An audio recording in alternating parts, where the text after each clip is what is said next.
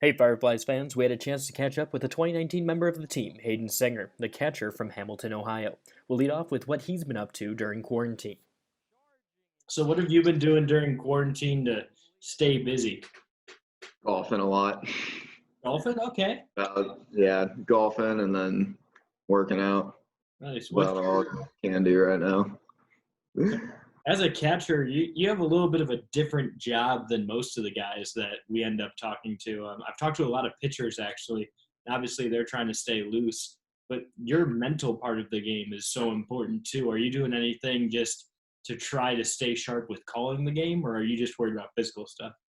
Yeah, we're doing catching classes, I guess you could say, where our catching coordinator is actually calling us, and we're analyzing games, we're learning how to talk to pitchers, all that stuff with communication with them and also umpires. And that's really beneficial for a catcher because that's most of what it is.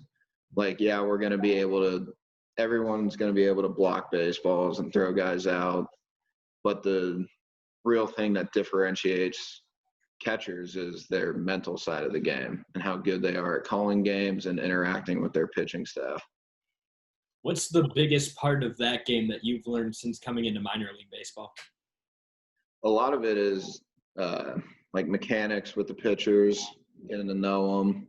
It's something that you can kind of get by with in college because I thought I was okay with it in college, and then you get here and it's really all these guys, so many guys from different cultures, different areas of the world. College, especially at Miami, it's kind of one type of guy, and you learn how to deal with that type of guy. And now that you're in the minor leagues, you got guys from the Latin American countries, you have high schoolers who don't really understand really like the pitching aspect of throwing a baseball. They have all the stuff, they just don't have the mental like capabilities yet because they're so young and they haven't had to deal with struggle. And that's something that I feel like I've gotten really good at, like talking them through the struggles, because I've been there. I hit 170 my sophomore year. It's not anything to be ashamed about. You just get better from it. So have you caught up on any shows or anything during this? Quite a few, actually. I know I watched Brooklyn Nine-Nine. I love that show. And then I watch a lot of Parks and Rec. That's probably my favorite show. Been watching a lot of movies, just kind of random Netflix movies here and there. And then I'm a big Marvel guy. Okay. I love the Marvel movies. I watch those all off season, and now it's just like I'll just throw one on whenever I'm bored. So you said Parks and Rec is your favorite show.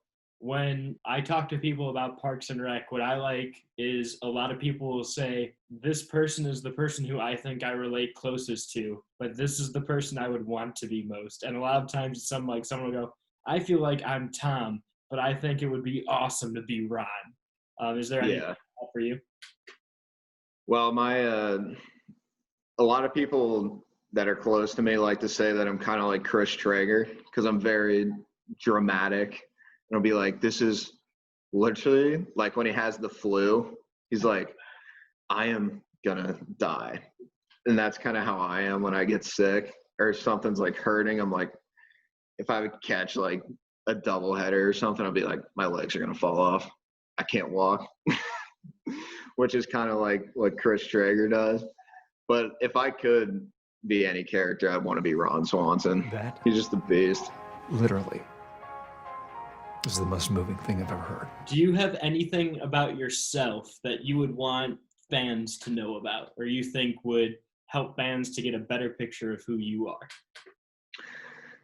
I always like to tell people that my favorite food is Skyline, because I feel like that kind of brings the Cincinnati in me out and kind of the like cult following, I guess. Like I'm very loyal to Skyline. I will not eat Gold Star. If you know anything about Cincinnati chilies, it's like a big rivalry. And then I guess another thing that I would tell people, that my dream was always to be a NASCAR driver. But NASCAR is my favorite sport.